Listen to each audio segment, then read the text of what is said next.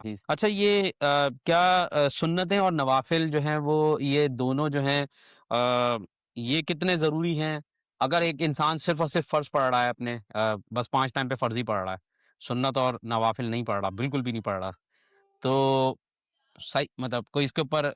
کسی قسم کا اس کا احتساب تو نہیں ہوگا؟ یا اگر پڑھ رہا ہے تو بس اچھی بات ہے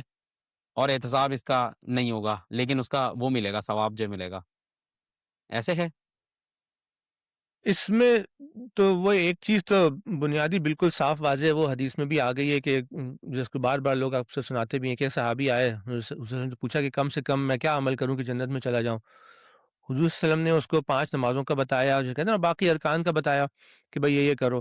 تو بس فرض نمازوں کا بتایا، تو بس اس نے کہا کہ ٹھیک ہے جو کچھ آپ نے مجھے بتایا میں اتنا ہی کروں گا، اس سے نہ زیادہ نہ کم. ٹھیک ہے. اور حضور صلی اللہ علیہ وسلم نے پھر بعد میں کہا کہ دیکھو یہ ایک جنتی آدمی جا رہا ہے اگر وہ یہ اس پہ عمل کرتا ہے جو وہ کہہ رہا ہے. تو اس سے بہت سے علماء نے کہا ہے کہ بس فرض جو ہے وہ ضروری ہے، وہ آپ نے کر لیا تو آپ جنت میں تو چلے ہی جائیں گے، مطلب اس سے یہ چیز آپ کے اگینسٹ نہیں جائے گی کہ آپ نے نفل کیوں نہیں پڑھی، سنت کیوں نہیں پڑھی. تو ظاہر سی بات ہے کہ نفل اور سنت جو ہیں وہ لازم چیزیں نہیں ہیں. باقی دوسرے جو کہتے ہیں، جو سنت مؤکدہ کے بارے میں خاص طور پہ کہتے ہیں، ان کا نقطہ نظر یہ ہے کہ ایک چیز حضور صلی اللہ علیہ وسلم نے بہت پابندی سے پڑھی ہے، اور اگر آپ کو یہ بتایا جا رہا ہے کہ حضور صلی اللہ علیہ وسلم نے بہت پابندی سے پڑھی ہے اور اس کی تاکید بھی کی ہے، تو چھوڑنے کی کوئی وجہ ہونی چاہیے. مطلب یہ اس دوسرے اسپیکٹ سے اس کو لے کر آتے ہیں. مطلب وہ یہ نہیں کہہ رہے کہ یہ نماز کا لازم ہو گیا حصہ یا یہ ہے، وہ یہ اسپیکٹ سے لے کے آتے ہیں کہ اگر ایک چیز کی تاکید حضور صلی اللہ علیہ وسلم نے کی ہے، اور بڑی تاکید اور پڑھی بھی بہت زیادہ اور تاکید بھی کر رہے ہیں،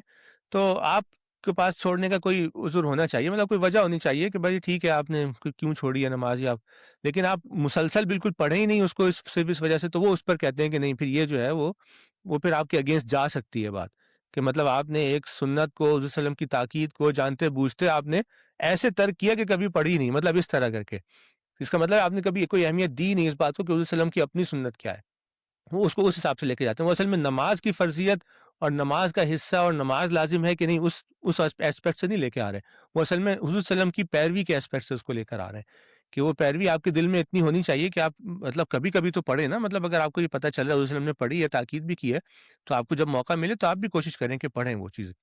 تو وہ ایسپیکٹ ہے اس کا. باقی یہ بات ٹیکنیکل، جسے اس بات کہیں گے ٹیکنیکل بات، تو یہی ہے کہ بھئی نماز میں فرض لازم ہے، فرض کے علاوہ ساری چیزیں جو ہیں وہ لازم نہیں ہیں، وہ آپ پڑھیں گے تو اچھی بات ہے، نہیں پڑھیں گے تو پوچھا نہیں جائے گا نماز کی حد تک. تو یہ دو چیزیں ہیں.